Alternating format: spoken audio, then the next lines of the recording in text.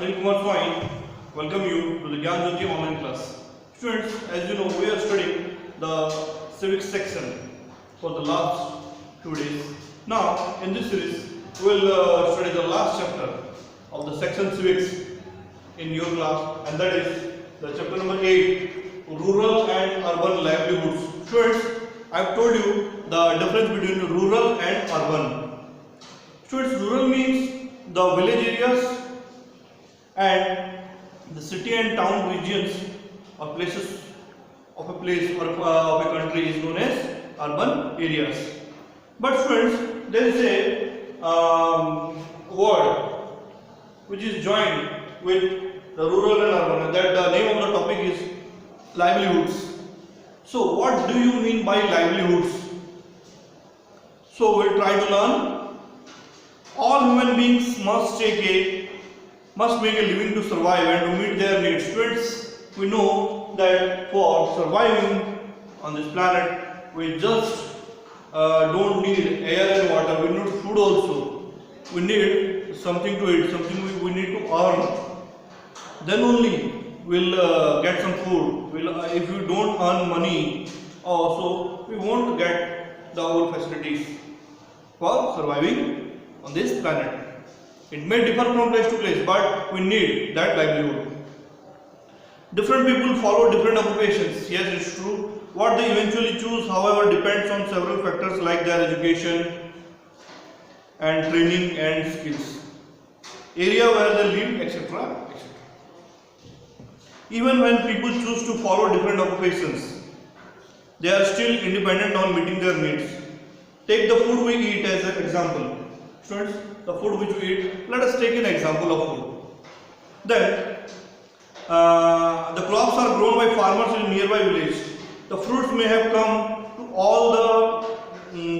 by trucks, by all the way from Maharashtra. Students, Maharashtra is famous for oranges. We know. Himachal Pradesh, Jammu and Kashmir. These both places are famous for apples and grapes. Okay, students. Then this is an example of eating food, or the food what we eat in our daily lives. Fish may have come from a distant coastal area. Students, you know, especially if you take the example of Nopda market. You know, prawns, seafood, it is a type of seafood. So it is being brought from Chilika. Chilika is a lagoon and from different coastal districts of our Odisha. So you can't find this type of prawn in Nopda, in lakes, in dams.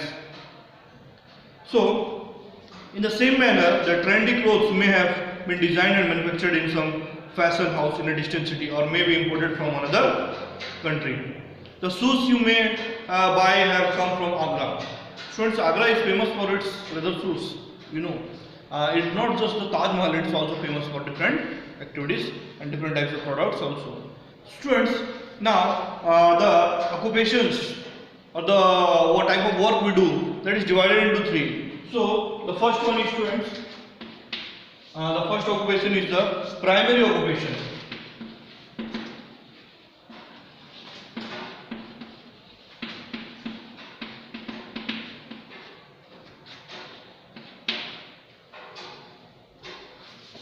So what do you mean by the primary occupation? What does it include? Students, these are those in which the products directly come from natural resources, and they are fulfilling the human beings' needs. So what are they? They may be agriculture, because they are from natural resources, and second one is the cattle rearing, because we rear the cattle. It may be goat, it may be sheep, it may be cow, it may be buffaloes. So the first one is therefore primary occupation. Because why, students? Because we get the product directly from the natural resources. Students, the second one is the secondary occupation.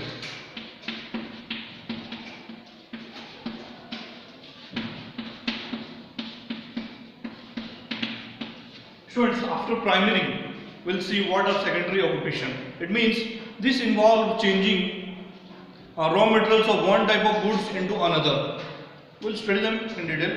That changing the raw materials, what you get from the natural resources, into another goods. So that is called the secondary occupation. Students, Then what is the third type of question, that is tertiary?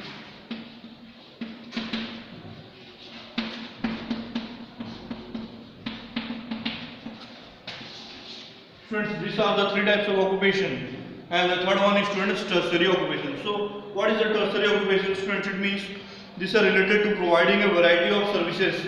Means service providing jobs, services or careers. So, what are they? Banking, communication, transport, etc., etc. It may involve a lot of office work, and that is called the tertiary occupations. So, they don't involve primary and so they try to provide services to the primary and secondary occupation holders or the people. The most important factor, students, that influences the choice of livelihood for people is their location. Yes, it depends, because students, when you live in a hilly area, you can't do all the activities what the people living in plain areas can do. So this is just an example, but they generally seen that people living in a village make a living through agriculture. Yes, it's true, students. In a village, especially in villages, people do agriculture. They are related to cultivation. They do cattle rearing. So their options are limited. You can't say that the people staying in villages, they will do banking, mining, communication and other activities, the tertiary occupation what I am talking about. Then the village people make a living through agriculture and agriculture related activities. On the other hand, the people living in towns and cities, they opt for those occupations which require other types of skills and knowledge. Therefore, the educated people are there who are very skilled. The purpose is to do different types of jobs. Then on the other hand, people they are working in offices by being an architect, teacher, banker, miner. So this is the urban class people who do different types of works. The urban people may also be associated with manufacturing, hospitality, transport and retail businesses. So these are the type of different activities being done by the urban class people. Thus we can say that the livelihood of people is of two types depending upon the area in which they live. Therefore, the name of the chapter rightly justifies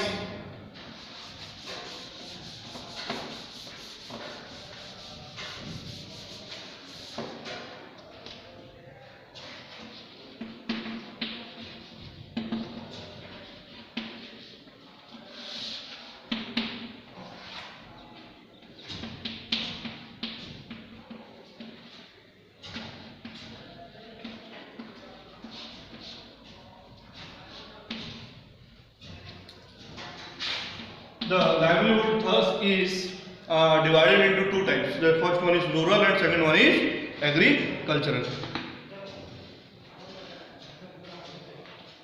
Now students, now as I have told you that I have made a small diagram related to the different types of livelihood.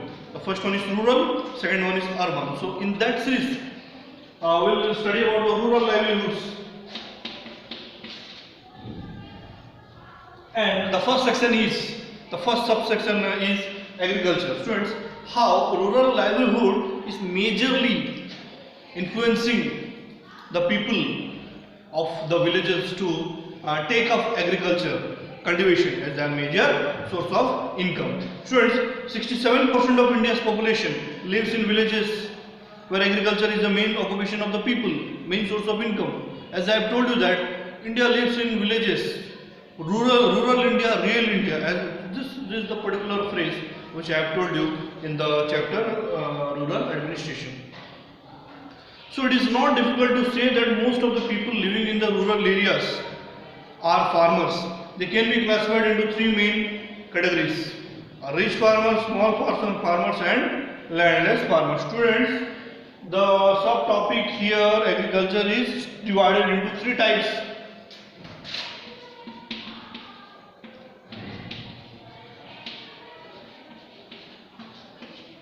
Rich farmers, then small farmers,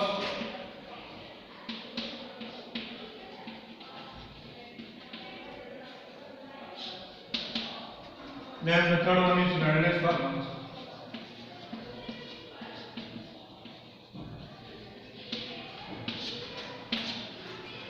There are three types of farmers. We will study them in detail.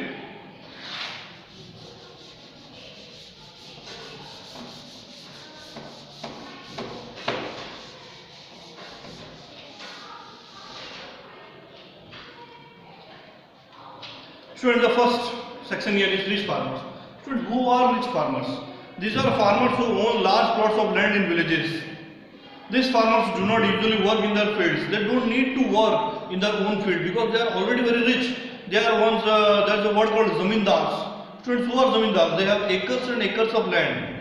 Hectares it can be. Instead, they employ laborers to do their farming for them.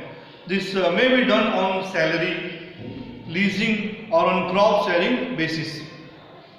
Most of these farmers use machines like drillers, tractors and combine harvesters to sow and harvest their crops. The use of machines helps to make the work more efficient. The large farmers also afford to buy good quality seeds, good quality of pesticides, fertilizers, etc. to help their crops grow well. Students, you are from most of you belong to the rural areas. So have you seen different types of machineries being used in fields, the agricultural lands? Tractors are usually very common. Apart from that, they use the thresher machines, harvester machines are used to.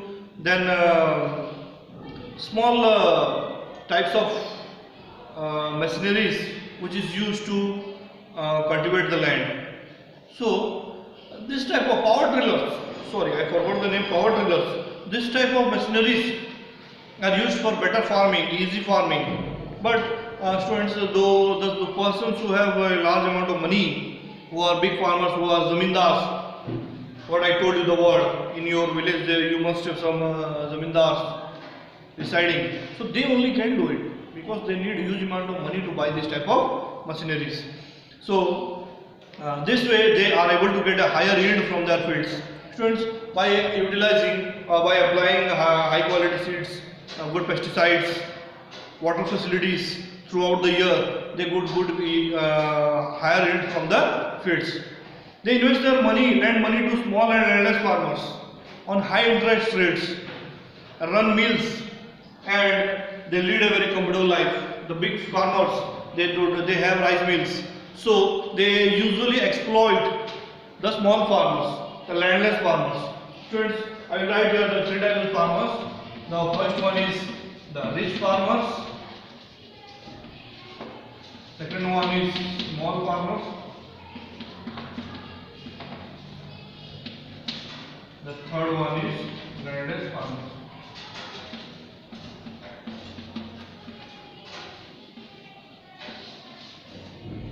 Students, then let's come to the next subtopic, that is the small farmers. They have small pieces of land. They cultivate these plots themselves with the help of their family members. They usually contract some laborers to do their works, and they combinedly do this. They are women besides working in the fields, tend goats and cattle. They also learn crafts like basket making to earn an extra income. The middle farmers are not very rich. During the lean months, many of them migrate to cities to work but come back to the village during harvest season. Students, this type of laborers are called dadan. You know, our district Noida have lots of laborers. They go to dadan. They go to earn a livelihood, and they often go for earning money. Then the third one is the landless farmers. Students, who are the landless farmers? These people own no land of their own. There are most of the people in the village that don't have their own land and work mostly in the fields of large farmers in return for a partly sum of money or a small portion of land of the produce, just enough to sustain their families. They make up the bulk of the farmers in the rural areas. Often they are exploited by the large farmers. Students, as I have told you, the rich people always try to exploit the poor people, and this is happening still in our country. The small farmers or the landless farmers, they are exploited by the rich farmers. Not being able to earn money throughout the year forces them to landless farmers to travel long distances in search of work. And this migration happens due to the less agricultural activities done by these landless laborers. Now students, the next topic is the debt trap. Students, debt means, what do you mean by debt? Debt means udhari. So the money which they have taken from the rich people, zamindars, and they are unable to get the money from them, and they are unable to repay them. Bearing the large farmers, most others have to borrow money from the banks and private money lenders to buy seeds and fertilizers. In case there is a drought means students, famine is the other word, akal padna, floods or even unseasonal rainfalls or hailstorms, there is a crop failure. Under these circumstances, they are unable to repay loans. For their families to survive, they have to take fresh loans.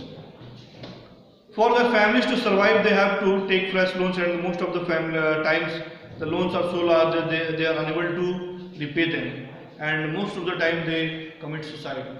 Students, there are some places in India like Vidarbha and some parts of Andhra Pradesh, the farmer suicide, Bundelkhand also in Uttar Pradesh. There are some places where farmer suicides are very common.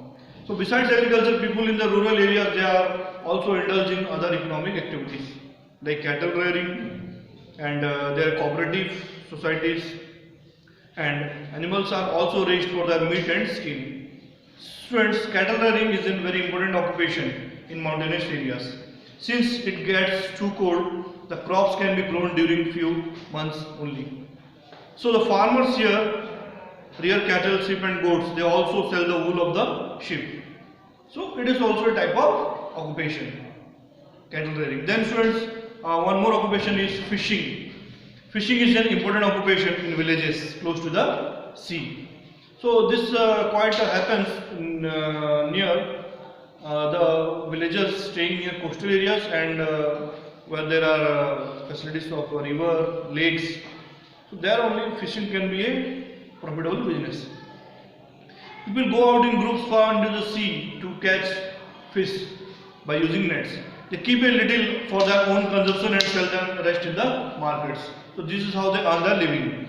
Like farming, the occupation too has a lean period. During monsoon, when it is breeding season for the fish, the fishermen cannot go out to the sea for fish. They look for alternate income at this time: weaving, pottery, then basket weaving, pottery, basket weaving.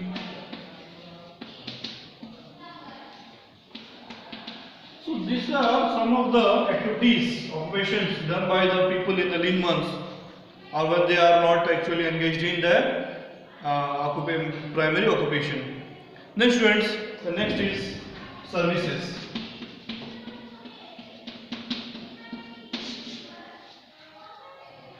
Services. Shops selling things of daily needs, cycle repair shops, tea stalls, barber shops can be found in a village. The villages too have teachers, doctors, nurses who cater to the different needs of the rural population. Students, in the Gram Panchayat areas, you have seen some types of community health centers, small dispensaries, Panchayat offices, RI offices, then rural banks. So these are the occupations related to the service sector. Okay students, then next subtopic in the chapter is changes life of villages. How the changing is happening in the life of the villagers. Life in villages is getting better gradually. Rural electrification has been improved the life of villages. They are able to use machines to help agricultural processes. The farmers' incomes have gone up to enabling them to raise their living standards. NGOs and government is focusing on skill development, and banks are being settled there to provide them loans that how they can do their agriculture better. Schools, banks and clinics have been opened in villages just for the better fulfillment of all the needs of the people. Then we will study students. Then next subtopic is the second part of the topic, that is the urban livelihoods. Students, we have already completed the rural livelihoods. Now our main center is the urban livelihood. Students, what do you mean by urban areas? As I have told you, means the towns and the areas related to the cities. India, which is one of the largest countries in the world, has 27 big cities, having millions of people living in them. Nowadays it may have increased. Every person has to maintain their living in the cities by doing different types of jobs. Some people opt on being self-employed and some are employed by others.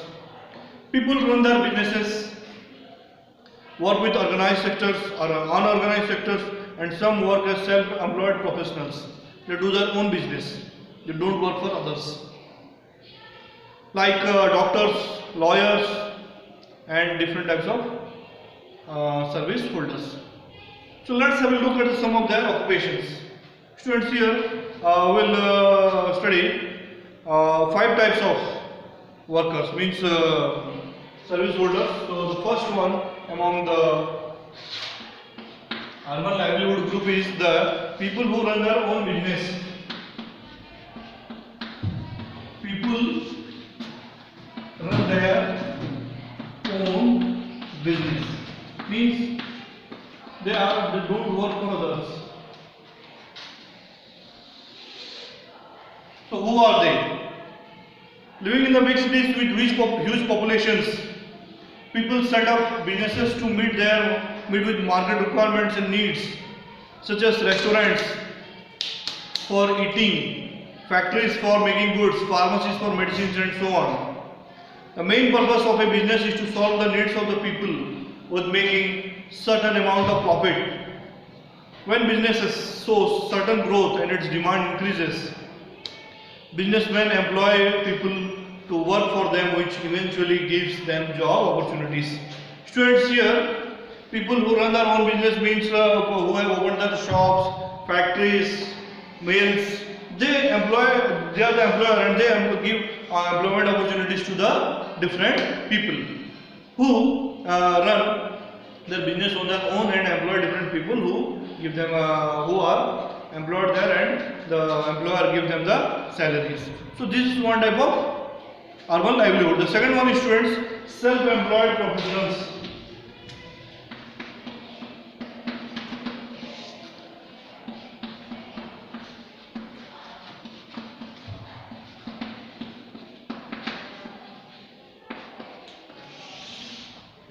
Self-employed professionals. So who are they? Some people pursue their career in the field they study in, such as MBBS students pursue their career as being a doctor, LLB students pursue their career being as a lawyer. They specialize in their field and train in their specific profession. Some of these professions opt to set up their own practice and provide the people with their services directly. Based on how good they are in their expertise, people start to recognize them and depend on them for their services, and eventually become loyal customers to them, which gives profit to these professional students. There are some professionals like the lawyers, doctors, the bankers. So they are some specialized professions. Students need to study a particular students need to take particular education, then they can become doctors. They need to study MBBS. If you want to become a lawyer, you need to study law. So people are there who are self-employed, and the other customers of them are loyal to them. So therefore the doctors and the lawyers, they are being highly respected in our society because people need them at every stage of life. Students, now the second one is people working with organized sector.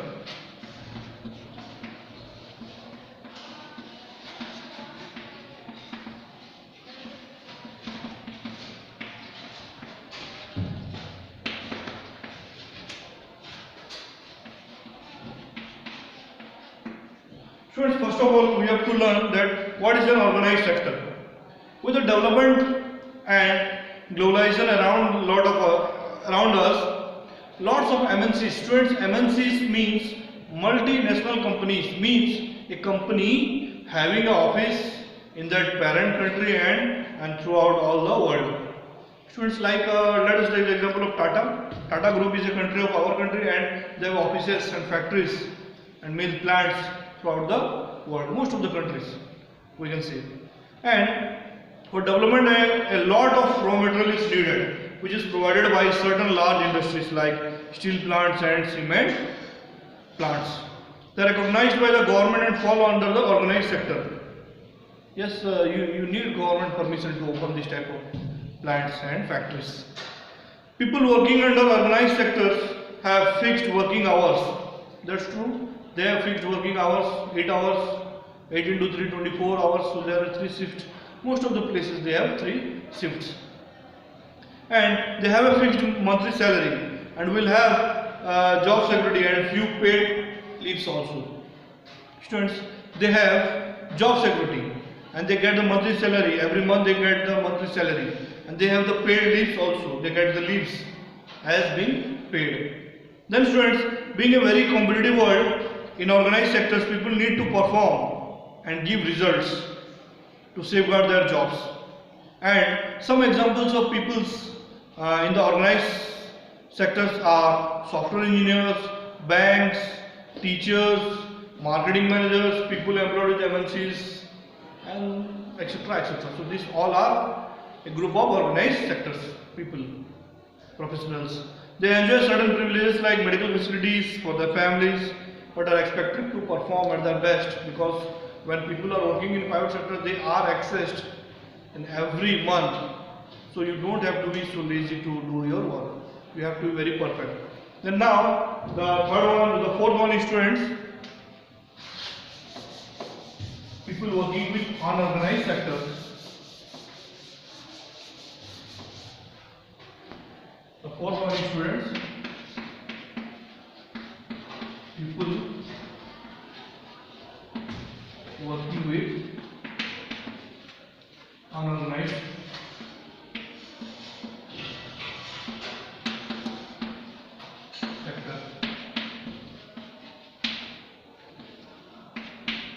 Unorganized sector. Students, who are they? In small factories or small private and owned businesses, people employ a large number of workers, laborers.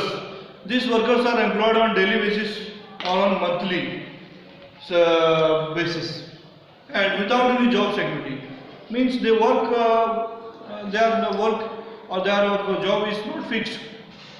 So if they are working, then it's okay, they will get the salary. Once they leave, they are not entitled for any type of facilities or amenities. Working conditions are not up to the mark, unlike organized sectors which have certain laws to follow.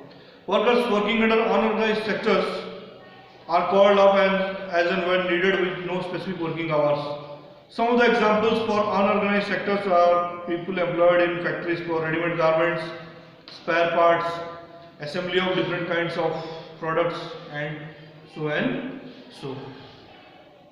So these were the people working in the unorganized sectors. Students, then the last one is street vendors or micro businesses. Street vendors.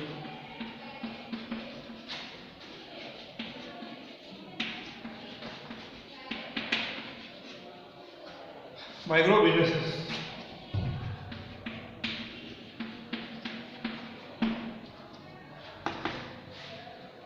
The last topic, students.